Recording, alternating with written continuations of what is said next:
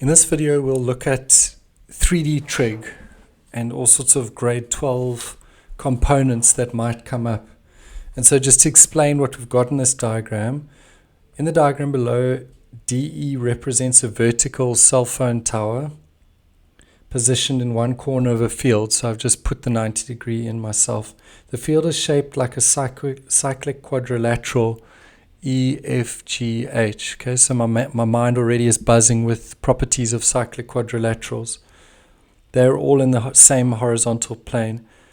From H, the angle of elevation to the top of the tower D is A. And then they've told me that these two lines are equal, so they gave me EF was P, so I've just immediately filled in a P here. And they say that angle G is beta or B. And so we're going to dive into the questions. When I do 2D or 3D trig, the first thing that I like to do is I like to fill in all the angles before I get going with the question. And so there's a 90 because it's vertical and an A. So let me start by filling in 90 minus A. There's a B and it's a cyclic quad, so the opposite would be 180 minus B. Angles opposite in a cyclic quad. If this is an isosceles triangle because these two lines are equal, then if 180 minus B is already used, then the leftovers must just be B. So both of these must be B over 2. So step 1 in 2D and 3D trig is fill in all the missing angles. Step 2 is typically to work out the common line. In this case, they've given this common line to us. We might need to work out FH later. The last trick with 2D, 3D trig is if there's 90 degree triangles, it's going to be easier to do SOH CAH TOA like the good old days. If it's not 90 degrees, you'll use sine rule or cos rule, or if they're asking for the area rule. And so with all that knowledge, we're just going to dive into the question now. Find DE up here in terms of A. And so looking from A, because it's 90 degrees, I'm going to say it's my opposite over adjacent is tan. Tan, when I look from alpha, is opposite over adjacent. So what is DE? It's just going to be P tan A equals DE. So that's the first question to get us going. Second one, show that H2 equals B over 2. I've explained it. Obviously, if this was my exam, everything that I filled in, I would have written a reason for why I did that.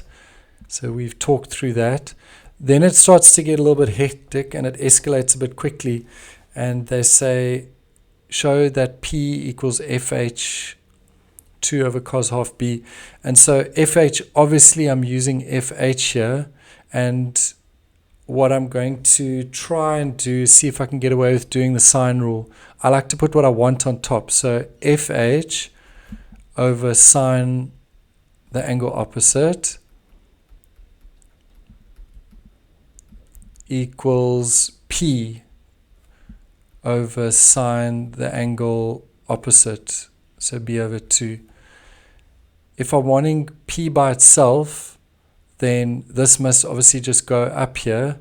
So it will be FH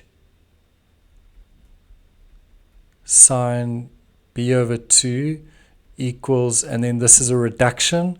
So sine in the second quadrant is positive, so it just becomes sine B. And it looks to me like I'm basically done, but there's a bit of an issue happening at the bottom.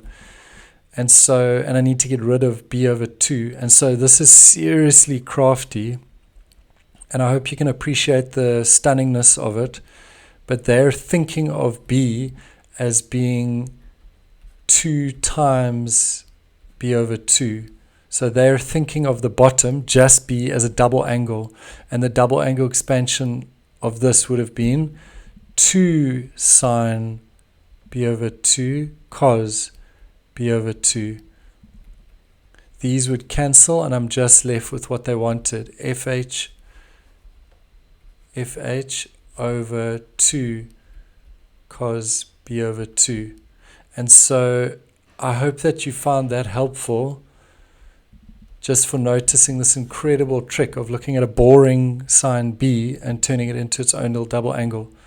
Lastly, they ask for FH by itself, And what I'm noticing and what's buzzing in my head is that there's cos, so there's a good chance it could be cos rule. I also notice all these square roots, which taken out would turn this into squared. And so that also makes me buzz and think maybe it's cos rule.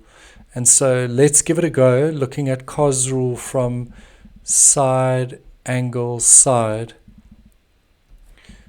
That's one of the ways we use cos rule, side, included angle, side. And how does it work? It's the opposite side squared should be equal to the next door neighbors of the angle, p squared plus p squared minus 2 times those two next door neighbors times cos of the angle in between. This just becomes p squared plus p squared is 2p squared minus 2 times p is 2p squared. And then cos 180 minus is in the second quadrant, and that is where cos is negative. So this becomes negative cos b, and I'm just going to take out the negative and put it in front here. So it's just, that's where the negative's gone. I'm getting closer. I'm going to take out just a p because that's kind of what the answer looks like. So, and I'm going to take out the 2 but just write it. Actually, let me just write it in the front. And so it's just 1 plus cos b. And then if I want just fh by itself, I square root it. The 2 cannot be square rooted, and so it will stay inside the square root. The p squared can be square rooted, and so it comes out of the square root as just p. And the bracket also can't be square rooted, and so there it is. And so I feel like this was a really cool question for showing us a couple of different tricks and uses within the section of 3D trig. If you found this video helpful, please like it, subscribe to our channel, and share it with your friends. Thanks.